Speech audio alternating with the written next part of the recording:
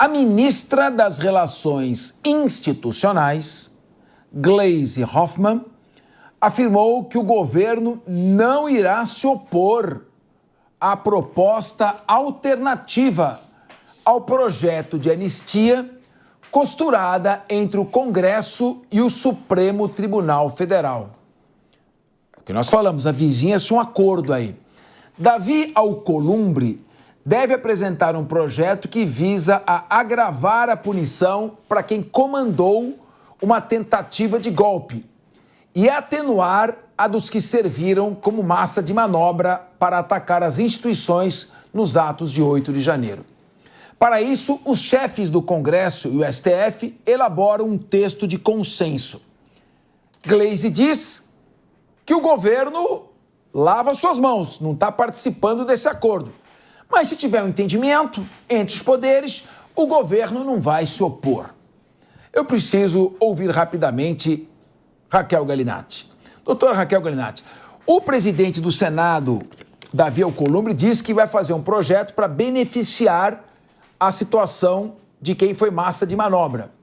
Então, quem foi massa de manobra, então já não é terrorista, é massa de manobra. E prejudicar a situação de quem comandou. Mas será que ele não sabe que a lei penal não pode retroagir para prejudicar o agente? Será que ele não sabe que uma mudança que agrava a situação não pode alcançar fatos já praticados? Será que ele não leu o artigo 5º, inciso 42 da Constituição? Eu acho que não. E você, Raquel, o que você acha?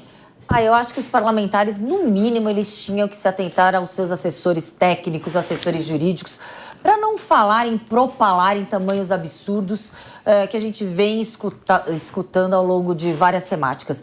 O que acontece é que está uma lama só, não houve individualização da conduta, a audiência de custódia foi completamente rasgada, não tiveram audiência de custódia, foram todos enviados como uma grande manada para um grande galpão e ali ficaram até decidir qual seria a violação legal a ser cometida diante daquele fato que, se pela ineficiência de individualização de conduta quiseram reputar a todos um crime que ali não houve comprovação nem materialidade delitiva até hoje.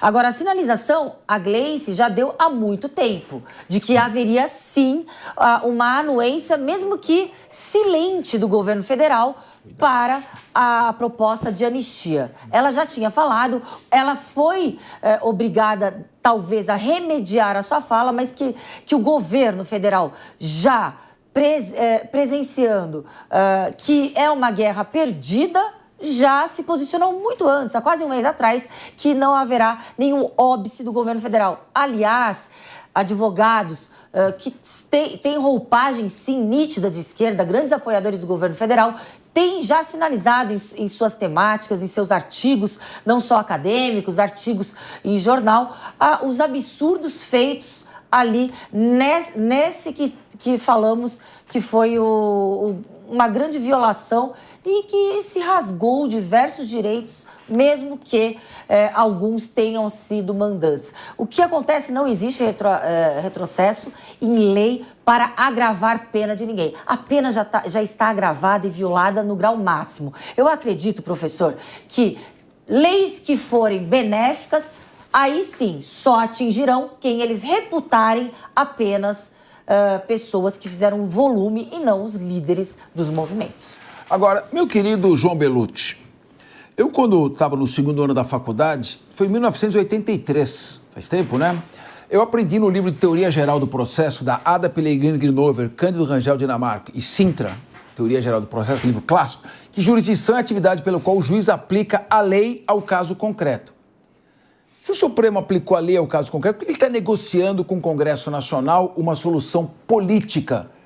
Se a pena é justa, por que tem solução política? Poderia ser um reconhecimento de que as penas não são justas? Pois é, Capês, já causa um enorme estranhamento sempre essa atuação política do Supremo Tribunal Federal como ator ou agente político, o que está longe de ser o ideal, mas infelizmente é uma normalização quanto a isso. Não haveria necessidade de se criar nenhuma nova legislação, bastaria se acolher algum dos votos divergentes, enfim, que foram dados ali no julgamento. Porque não faz sentido, o Supremo ele não fez nenhum recuo até o momento, ele sempre avançou, fez essas condenações que até até então estavam restritas ao âmbito brasileiro, hoje já tomaram forma no mundo inteiro. Hoje já se tem conhecimento dessas condenações. Foi naquele discurso do Bolsonaro que ele falou em inglês, o inglês macarrônico dele lá com popcorn, enfim, falando vendedores de pipoca, de sorvete condenados. Esse discurso tomou o mundo, foi uma das estratégias dele, não sei se proposital ou não, mas que deu bastante certo. Então, já um conhecimento no mundo que pessoas, né, vendedores de algodão doce, enfim, pessoas que escreveram status, estão condenadas a penas maiores do que vários outros crimes reais, de fato, né? Então, não faz muito sentido essa negociação. Bastaria um recuo por parte de um dos agentes do Supremo, né, do Supremo como um órgão político que vem sendo, ou da Câmara de avançar com o projeto de anistiar essas pessoas pelo ato do 8 de janeiro, até porque a grande parte que está presa já cumpriu qualquer pena que seria cabível no caso. Então, não faz sentido algum. Houve um atropelamento do devido processo legal em todos os aspectos, mas assim, o Supremo não deu nenhuma sinalização de que vai recuar. O que me parece é uma busca do Alcolumbre ou do próprio Supremo para capitalizar para si, caso a anistia se torne inevitável, que é o que tem acontecido, tomar para si o protagonismo. É isso que está aparecendo, e esvaziar um protagonismo do Jair Bolsonaro e do PL, Cabeça. Agora, meu querido Henrique Kriegner, o ministro Luiz Fux, ele foi ministro do Superior Tribunal de Justiça, foi desembargador do Estado do Rio de Janeiro, professor titular da Universidade Estadual do Rio de Janeiro, foi membro do Ministério Público também, foi um dos que redigiu as últimas alterações do Código de Processo Civil, é um grande jurista. E no caso paradigmático da Débora Rodrigues, ele a condenou nos termos como muitos da comunidade jurídica vinham dizendo, pelo crime de dano qualificado ao patrimônio público, porque ali não havia elementos que a ligassem a qualquer atentado terrorista, a vontade de derrubar alguém do poder. Eu pergunto a você, será que não podia usar essa decisão, que é uma decisão do Supremo, portanto, é uma decisão do Supremo, e entre o tudo ou nada, você fica com o técnico. Exato. Não seria um caso de se buscar algum consenso? Seria e mostraria, na verdade, um cuidado muito grande por parte da Suprema Corte em se ater às evidências e se ater também àquilo que é documental. Hoje não existe, Capês, e isso não é uma opinião política, isso é uma questão de análise. Se você pegar a denúncia da PGR, se você pegar todos os elementos que foram analisados naquele julgamento ali da primeira turma, você não encontra nexo causal para dizer que as pessoas que foram pegas na questão do punhal amarelo, os manifestantes de 8 de janeiro e os integrantes de alto escalão estavam todos envolvidos na mesma trama, no mesmo grande pacotão ali chamado de golpe de Estado. Não existe uma evidência que coloque isso como algo sendo indiscutível ou como sendo claro. Não existe. O que existe são evidências de outras questões ou da participação individual de cada um desses três grupos que eu acabei de mencionar e um fio imaginário que vai sendo conduzido ali, até na própria denúncia da PGR, esse fio aí tem uma duração de 20 páginas, chamado Uma Introdução Necessária. Necessária para quem? Se você tem uma denúncia, você apresenta as evidências, você apresenta os atores envolvidos e aquilo deve se fazer necessário para que então seja emitido um julgamento pelas autoridades competentes. Não que você tenha uma introdução que traga ali suposições, ilações, se, talvez e tantas outras palavras que a gente vê repetidas nessa mesma denúncia. Então, o que a gente está vendo ali é uma grande bagunça. As pessoas do punhal amarelo devem ser punidas com base nisso, que foi uma trama ali muito perigosa e danosa. Aí sim você tem um teor de qualquer subversão da ordem estatal e também do Estado Democrático de Direito. Agora, o 8 de janeiro, as pessoas ali, até o caso da própria Débora, não tem registros de que ela adentrou aos prédios públicos. Ela não adentrou. Ou seja, não caracterizaria, talvez, Capês, que uma pessoa que teve a oportunidade de depredar, de entrar no patrimônio público, escolheu não o fazer. Isso talvez não mostra que existe uma desconexão entre o que seria o objetivo de um com o objetivo do outro, ou que não há uma ação coordenada, ou a gente vai dizer que ali o posto dela era de vigia, ela tinha que ficar ali. Qual é o papel? Quem que instituiu esse papel? Se era uma operação organizada, quem que era o grande mentor? E onde que está o papel desse grande mentor? Além dos rabiscos encontrados no gabinete general Heleno, que não tinha nada a ver com aquilo que foi praticado no 8 de janeiro. Então, é uma bagunça toda, uma salada que faz com que todo mundo seja julgado a mesma coisa. E o Fux foi a única voz que traz ali um pouco de ponderação em separar cada um desses atores. Infelizmente, até esse momento, voto vencido. Ellen Braun, quero te ouvir. Vamos lá, então. Eu quero fazer uma análise mais da parte técnica de posicionamento, né, do governo em relação a isso. Quando o Gleisi Hoffmann vem e diz, olha, nós não vamos interferir diretamente e tal, me parece uma omissão bem calculada para evitar desgaste. De que maneira? De um lado, o governo se abstém ali dessa disputa para não ganhar junto à população um ônus de estamos protegendo golpistas, porque tem lá, a única pesquisa feita a respeito disso diz que 56% dos brasileiros são contrários a um projeto de anistia. Por outro lado, o governo não se coloca como um governo autoritário em relação a um projeto que tem um apoio, sim, de pelo menos 262 parlamentares até aqui, né? Precisava 257, já passou desse apoio dentro da Câmara. Então, é uma maneira do governo se posicionar aqui, não levando um ônus para casa nem parecendo autoritário. Em relação a esse acordo, né, da Alvia Columbre, STF, gente, todo mundo sabe que a anistia é um projeto político e a gente fala de espírito do tempo. O espírito do tempo está mudando para 2026, está tudo mostrando isso. Então, obviamente que o que acontece é você começar a entrar numa grande concertação para estar bem de acordo com o que vai entrar num ano eleitoral. Então, para todos os lados, essa concertação parece estar sendo necessária.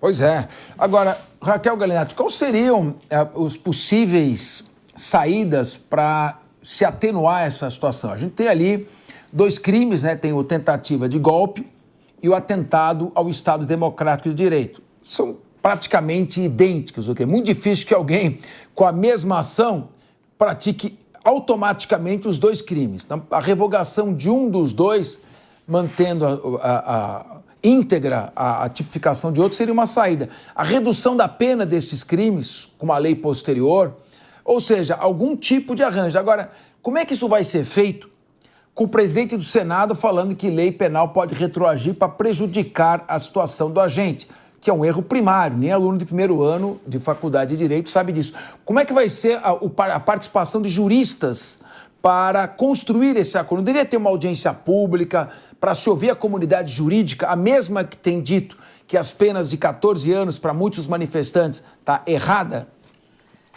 Pelo que eu aprendi, pelo que eu estudei, inclusive pelos seus livros, quando você macula de qualquer forma, seja ao identificar provas, seja ao tolher testemunhas, seja ao contaminar todo esse procedimento, tanto na fase pré-processual, que é a fase de investigação, como na fase processual, está tudo errado, está tudo contaminado.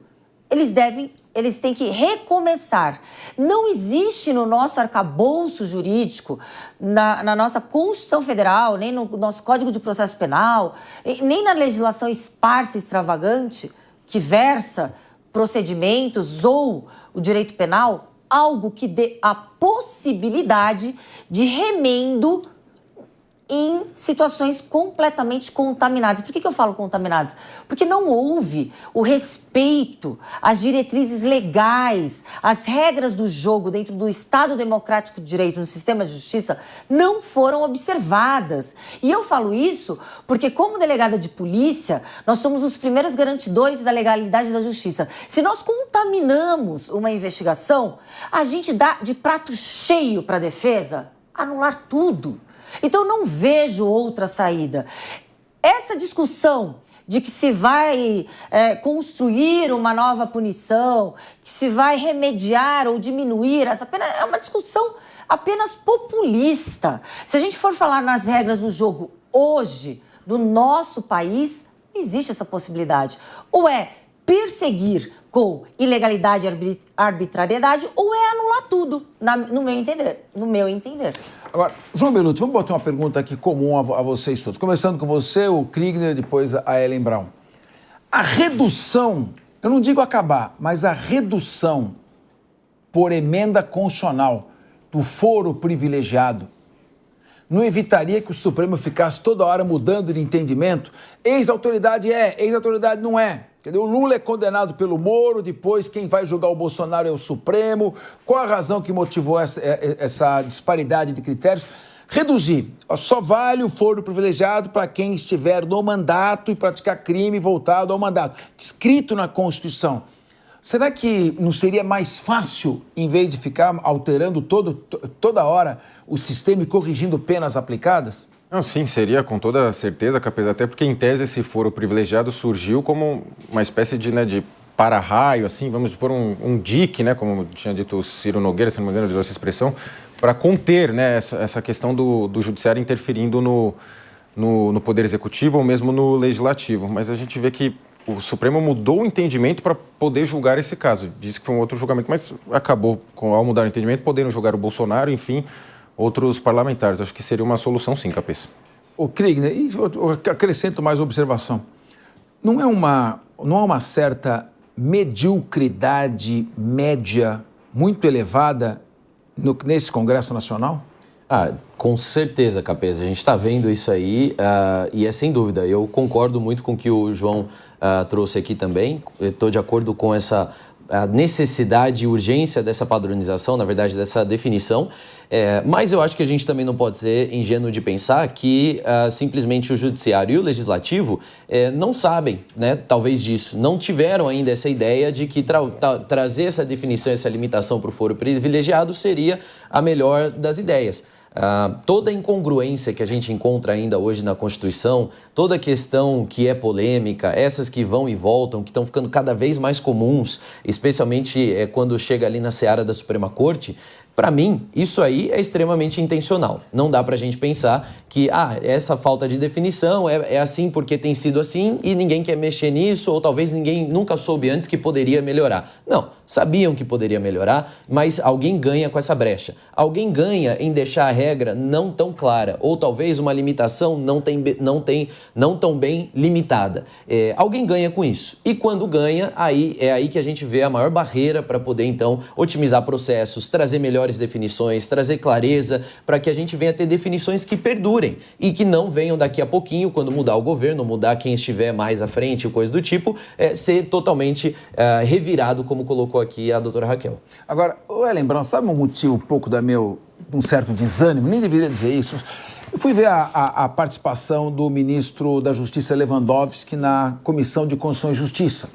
Foi falar da PEC da segurança, para discutir sugestões com o Congresso Nacional de combate ao crime organizado, às organizações criminosas, tantas sugestões que podem ser dadas para melhorar o Código Penal, o Código de Processo Penal. E aí liguei lá na expectativa, vamos ver o que pode sair daqui. Estava ali o Mário Sarrubo, que é o secretário nacional de segurança, foi procurador-geral e é professor de processo penal. O Lewandowski, tem que respeitar, o homem tem 75 anos, foi um ministro do Supremo Tribunal, é um professor titular de Direito Constitucional da USP. De repente eu vejo, durante a fala, o deputado federal Gilvan Federal e o deputado federal Lindenberg Farias se levantando, um xingando o outro com palavras de baixo calão, quase que se agrediram. Acho que o deputado Lindenberg só não foi agredido porque uma deputada, acho que do PT, que se colocou na frente dele de braço aberto, vai ter que bater em mim primeiro. Eu vejo o ministro olhando aquilo ali, deve falar, meu Deus, que circo que é esse que eu estou participando? Então, se os próprios parlamentares reduzem a importância do Congresso Nacional a isso, como é que se pode esperar que de lá saia alguma vida inteligente que permita resolver esse imbróglio? Não se pode, né? Esse que é o problema. Eu vou falar uma coisa e aí eu quero pedir assim, com todo respeito, a Raquel que está aqui do meu lado, que é uma pessoa que eu gosto muito e admiro. Mas quando você me pontua o deputado federal Gilvan Federal, isso para mim já coloca um problema gravíssimo que a gente precisa enfrentar. E acho que há exceções para confirmar essa regra, né? Quando você mistura as instituições, me parece que a gente está caminhando aí para muitos problemas nessa questão. Mas não só isso, né? A gente passa por uma questão também de que hoje mudou muito a forma de você escolher um candidato. Você, com as redes sociais, faz escolhas por afeições muito mais ideológicas, de sentimentos, né, ideológicos, do que com pautas mais concretas, do tipo, olha, esse é o cara que vai, o deputado federal da minha região, que vai trazer melhorias para a minha região, então eu vou votar nele. Não, ela passa por uma escolha muito mais afetiva e muito menos técnica. E a gente está vendo o reflexo disso numa discussão que deveria ser completamente técnica e que virou um bate-boca desgraçado no Congresso, né? Então, isso só piora. Por que digo que só piora? Porque, por exemplo, uma das grandes disputas eleitorais que nós teremos para 2026 é a disputa de dois grandes partidos, o PSD e o PL, querendo ter ali a maior base no Senado e na Câmara, com várias propostas para isso. E você não faz essa maior base com base em ideias, com base em proposta pragmática, Bellucci, do Federação Partidária. Não é com isso. É com o arrastar de sentimentos de uma multidão. Então, essas explicações técnicas me parecem cada vez mais distantes. Antes nós tínhamos, por exemplo, uma Câmara que é um pouco mais jovem e com isso dali saem essas questões mais emotivas e sentimentais e um Senado que barrava isso. Nós estamos caminhando já para um Senado que não é mais essa nossa Casa dos Lordes, já não é mais esse lugar de fazer essa barreira. Então, falando bem honestamente, quando eu olho o que a gente tem, as misturas que vieram ao longo do tempo, né, entrando na política, não sou muito otimista para discutir temas como esse de forma técnica. De fato, realmente, não dá para ser. Está lá o ministro da Justiça, a gente sabe que a negociação entre o Congresso Nacional e o ministro da Justiça acelera a tramitação. Tudo se vota com acordo, muito mais do que ação isolada de um deputado ou de um senador. Tem tanta coisa, os pátios do Detran lotados de veículos apreendidos, porque os bens só podem ser perdidos em favor da União depois do final do processo. Tanta coisa pode ser feita e, no entanto, ficam aí, infelizmente, com bate-boca e com, vamos usar a expressão certa, com baixaria.